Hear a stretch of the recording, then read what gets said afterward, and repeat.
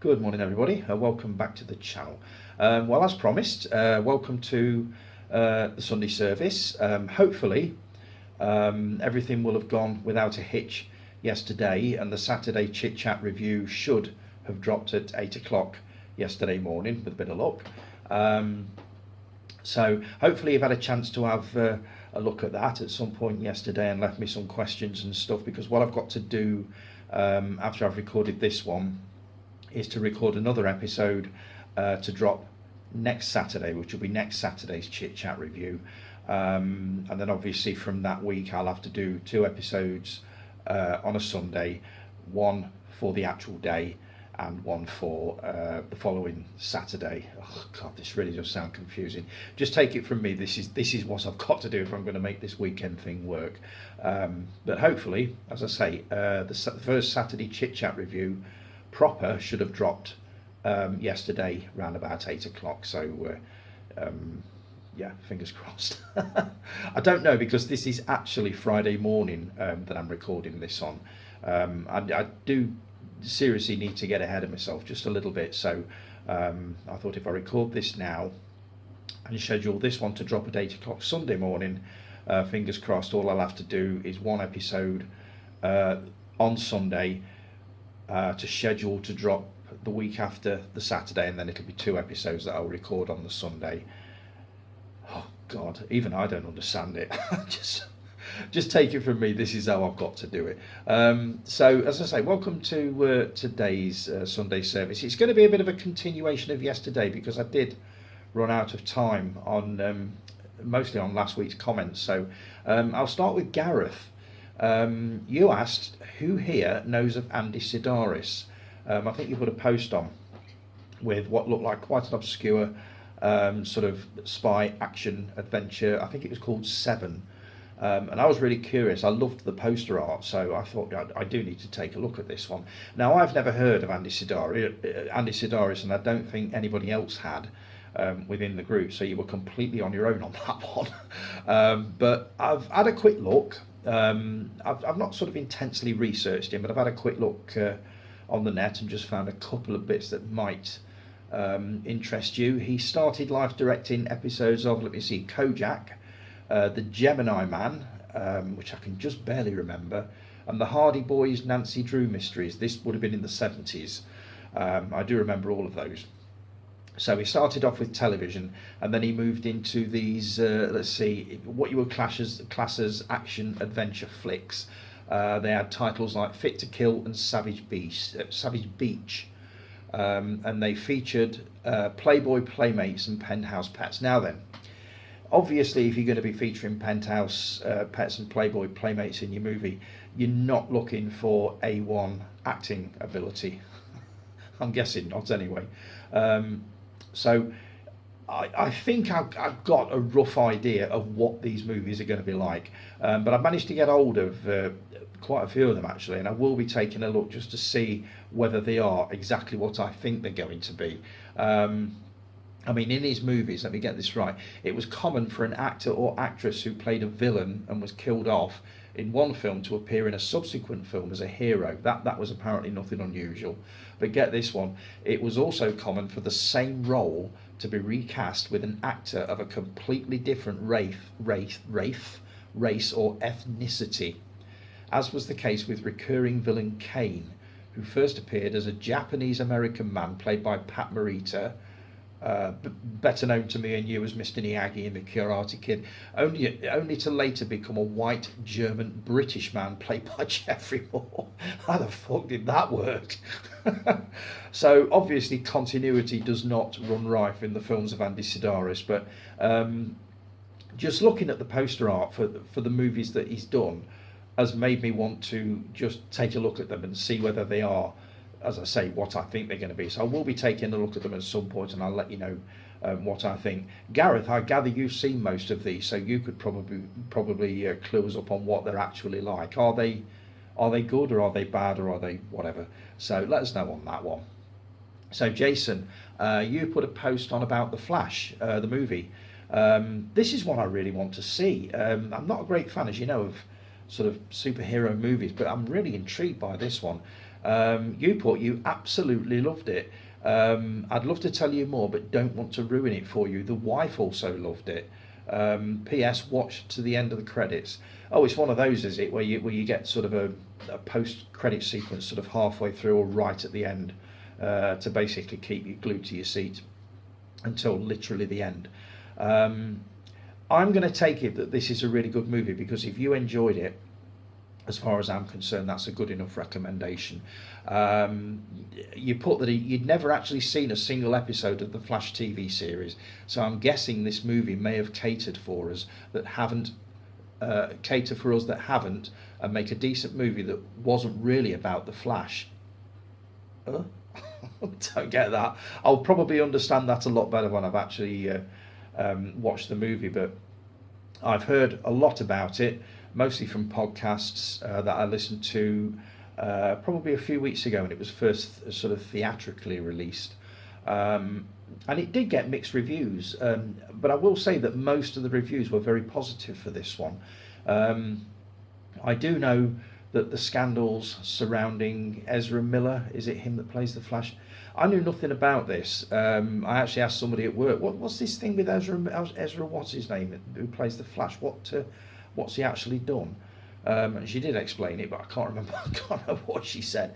But to my mind, it shouldn't really make a difference to you sort of your acting ability or your movie output, surely, what you're doing in your private life. But obviously Hollywood doesn't think like that. But I'm definitely looking forward to taking a look at The Flash at some point. It sounds to me like the kind of superhero movie that I could sort of get behind. I know Michael Keaton, is it Michael Keaton, plays Batman as he did in '89. And I've heard also that there are so many nods to previous sort of forgotten superhero movies, including Superman the movie. So I'm really looking forward to it. So I will be taking a look at that at some point when I get a minute. But I'm glad you enjoyed that one, Jace. I put a question here, and I don't know why I put it there instead of at the end, but it's a question. You can put your answers in the comments. Is there a movie way before your time, as in an old movie, that you'd love to see on the big screen that obviously you didn't see on the big screen at the time it was released because you were either too young or weren't born? Somebody said something last week that brought this question up, and I thought I'll ask that and see what comes back of it. Mine personally, I've seen Close Encounters of the Third Kind many times on the big screen, but I would love to see it one more time because I haven't seen it on the big screen since 1977.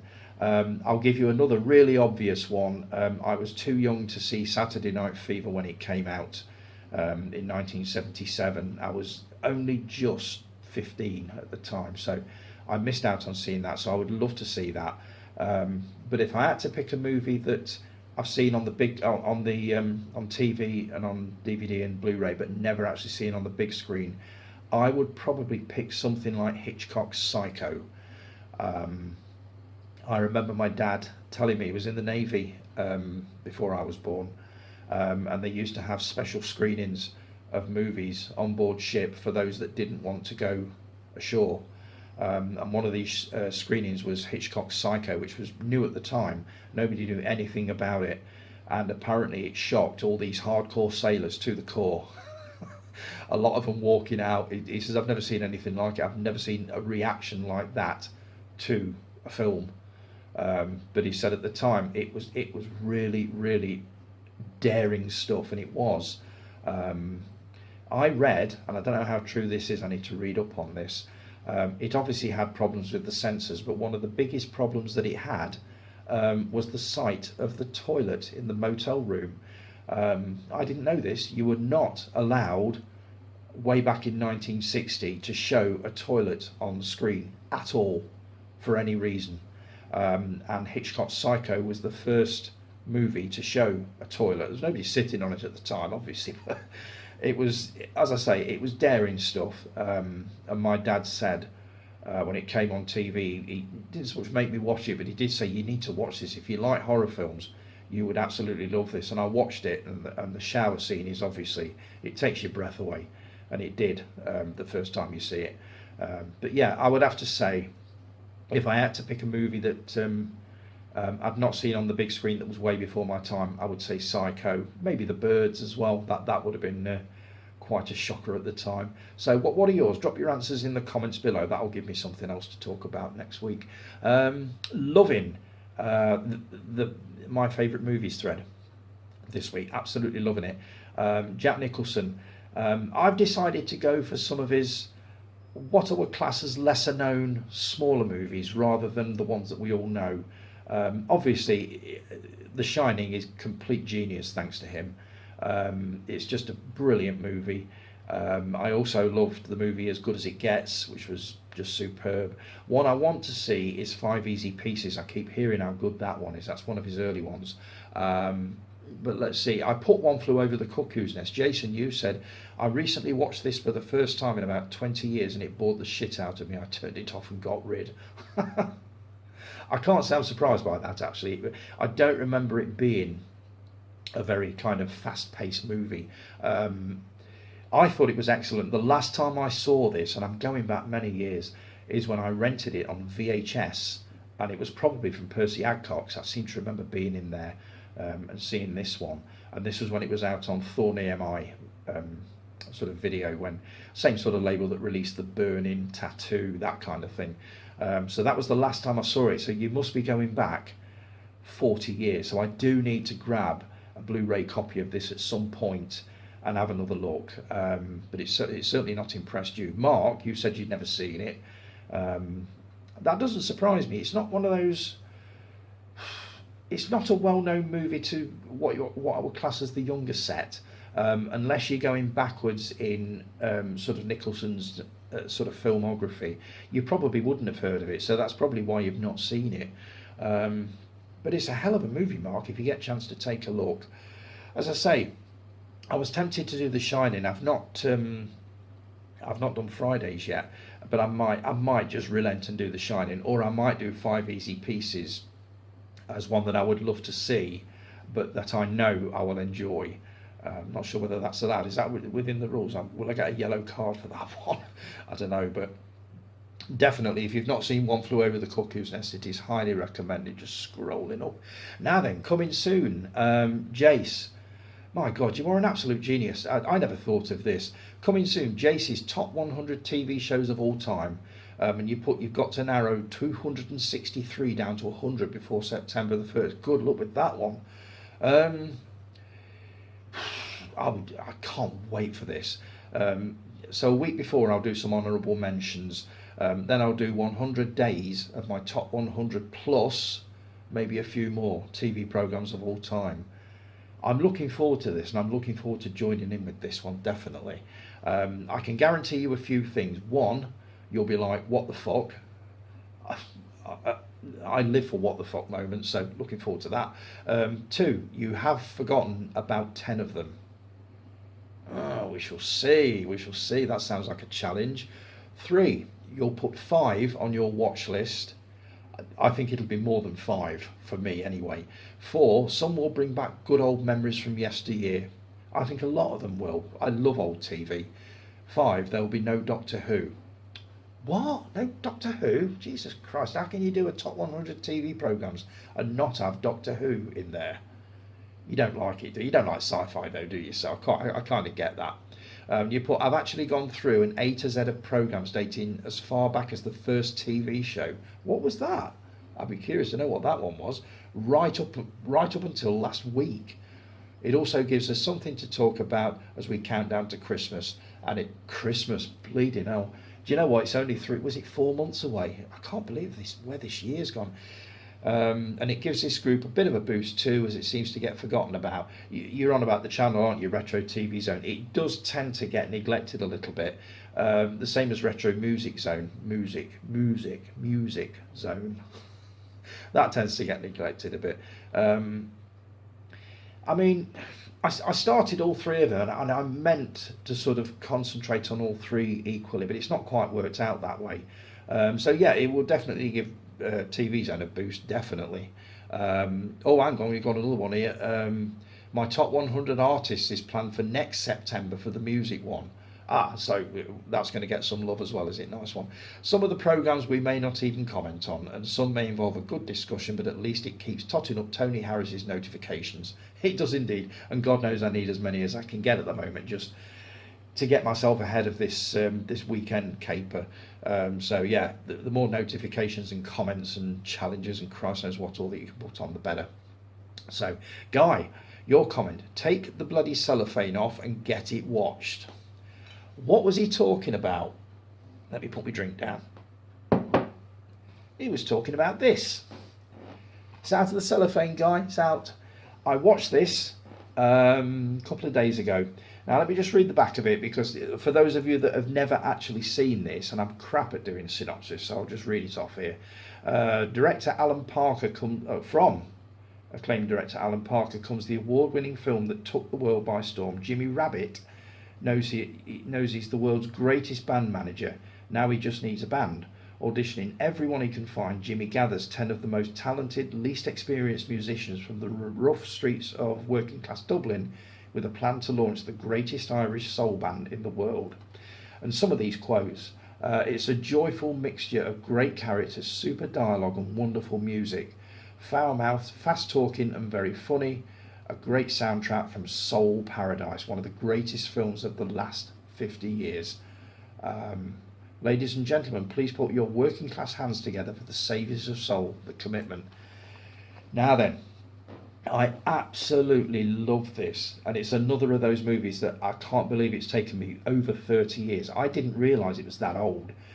If you'd have asked me, I'd have said early 2000s, but I was 10 years out with that one. It was actually 1991. Obviously directed by Alan Parker, one of my favourite directors. I love Midnight Express. I can't say I love Bugsy Malone very much, because that was just a load of screaming kids, but Midnight Express was absolutely superb. And this is no exception. I absolutely adored this. The soundtrack is brilliant, and only Alan Parker. I mean, you can keep your Hollywood A-listers. All you need to do is get together a complete bunch of total unknowns, come up with an amazing soundtrack, a half-decent story, and what you get is this.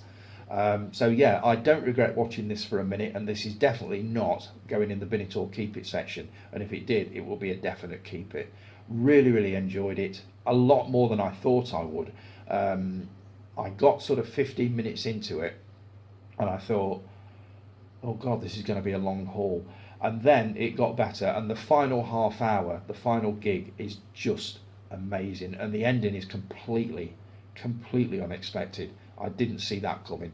But yeah, really enjoyed this. I will definitely be watching it again, not in the near future, but I will definitely be watching it again. You've even got a little cameo from Alan Parker himself in a recording studio pretty much near the end. So yeah, if you've not seen The Commitments, 100% recommended. Let's see now. Guy, you did a video of A Man Called Otto. You've made me want to watch it. I wasn't going to bother with it. A couple of people at work have said it's really good, you need to watch it, and I've also thought, yeah, it's not really my kind of things. It sounds like a load of sort of schmaltzy sentimental nonsense, but Tom Hanks does that kind of thing so bloody well. And after your review, I'm definitely going to be taking it a look.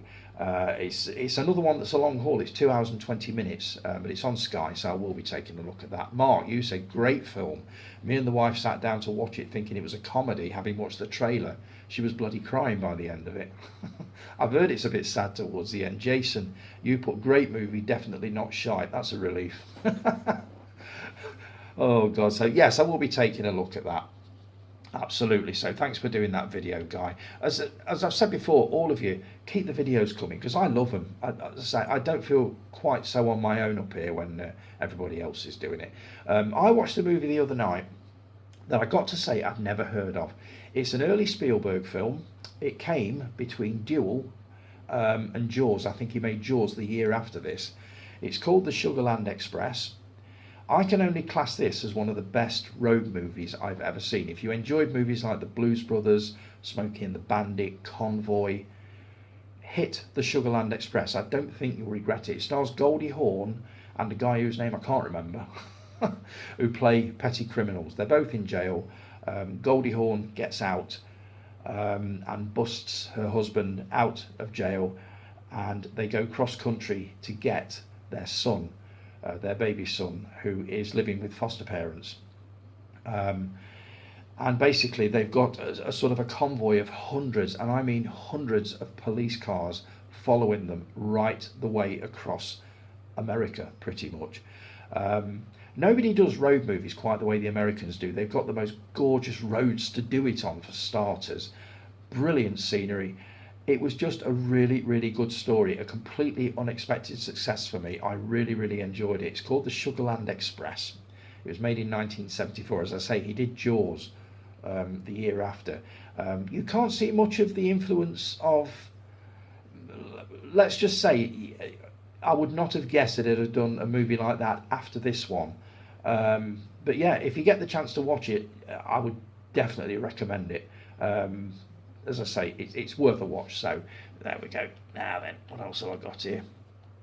Oh, 3-minute movies to show. Let's see. Let me find these. 3. I've gone for 3 different ones again this week. First one is Blue Bloods. Now this is season 1.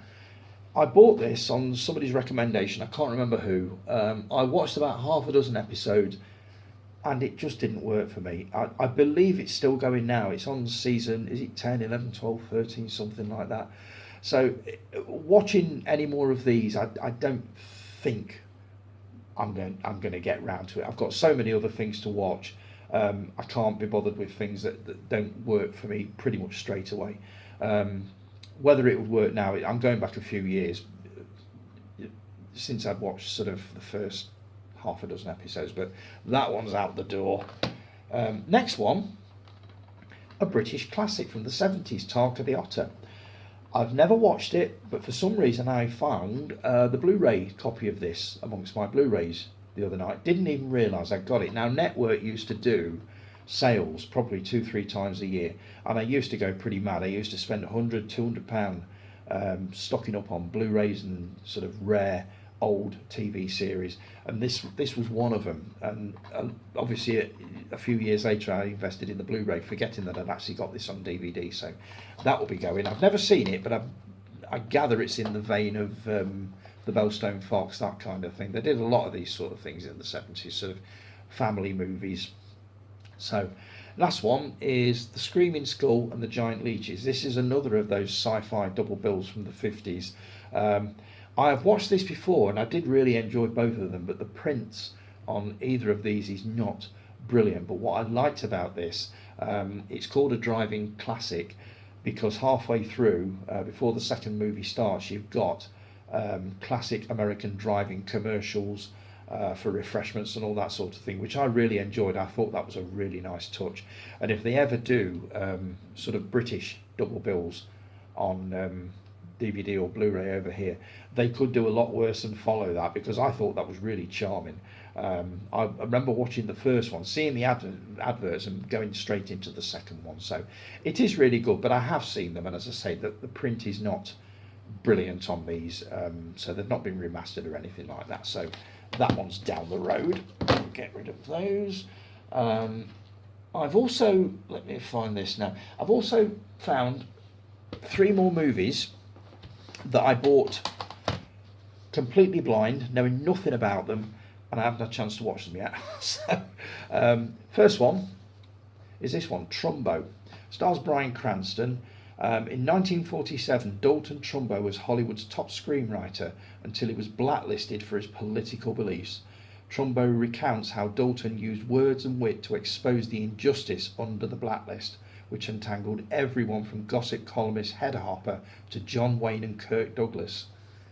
Sounds a fascinating movie. This is one that I definitely want to watch. I can't remember. I think I saw a brief review of this one day and thought, that sounds interesting, I'll grab that, but I've not watched it yet, but I will be doing, most definitely. Another one, The Disaster Artist. I was recommended to watch a movie called The Room. This was when I was into really, really rubbish movies, and I was told that The Room is one of the worst movies ever made. I immediately brought up Plan 9 from Outer Space, and whoever was talking about the room said that it leaves that standing. This is an account, a movie account of how that film was made and the success that followed it. So I'm looking forward to having a look at this. Who's actually in this? James Franco, Dave Franco, and Seth Rogen. So it can't be bad. So that's another one I need to have a look at. And the other one, I was talking about this one. Callie, you recommended this one.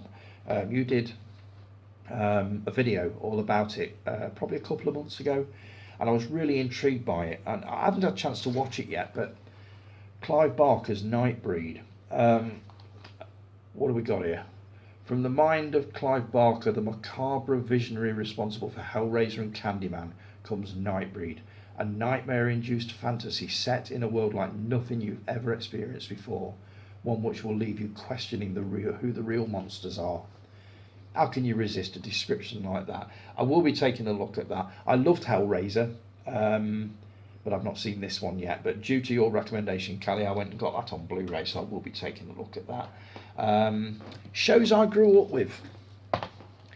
This is gonna collide with yours, Jason, at some point, I'm sure. But let's see. Usually Monday night, 7 o'clock, this series was on.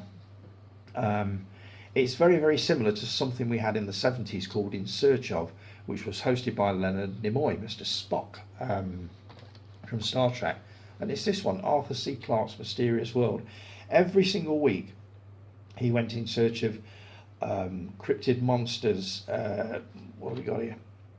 Let's see, Monsters of the Deep, Ancient Wisdom, Missing Ape Men, Monsters of the Lakes, Standing Stones, UFOs, Dragons. Basically anything that was what you would class as you get shows like this on satellite pretty much every week now, so it's nothing unusual. But in the 70s, this was blistering stuff. I used to love watching that, and there was a companion piece to it to know, which isn't even out the cellophane yet. Arthur C. Clarke's World of Strange Powers, and this is where he's looking at sort of telekinesis, that kind of thing. Same kind of thing as Mysterious World, but in the 70s, was it? This might have been the 80s actually. I can't see. No, I can't see. I think it was late 70s, early 80s. But this was a brilliant series. So yeah, that's the series that we grew up with. And very quickly, before I have to sign off, what have I bought this week? Only one. I'm trying to sort a no-spend month, because I seem to be buying an awful lot of stuff and not actually getting anything watched or read in the case of the magazines. So I've had this one through because I promised I'd grab a copy and watch it ahead of watching the sequel, We Still Kill the Old Way. Now, I saw this a while ago and it absolutely blew me away. As a British gangster movie, to me it was completely different than anything that had gone before. A couple of people on the group have seen this. Jason Kerr, Ginger Ninja, he loved it, absolutely adored it, and him, like me, is yet to see the sequel, We Still Steal the Old Way. But if you've not seen this, it comes highly, highly recommended. Ian Ogilvy is on superb form in this, as the brother of a man that was murdered, and he gets his old gangster cohorts back together to sort of round up these young upstarts that murdered his brother and basically torture them to hell and eventually kill them all, which is brilliant. So yeah, well recommended, that one. So right, I'm going to leave it at that because this is going to click off in a minute. Thanks ever so much for joining me. I'll be back again, all being well, next Saturday with another Saturday review. It rather depends on what questions and stuff you're going to put down there for me, if I can do one. So thanks ever so much for joining me. If you've enjoyed the video, please like, subscribe and share. That would be very much appreciated. Thanks again for joining me. Have a brilliant week, folks, and I will see you all next weekend. Take care. Ta-da.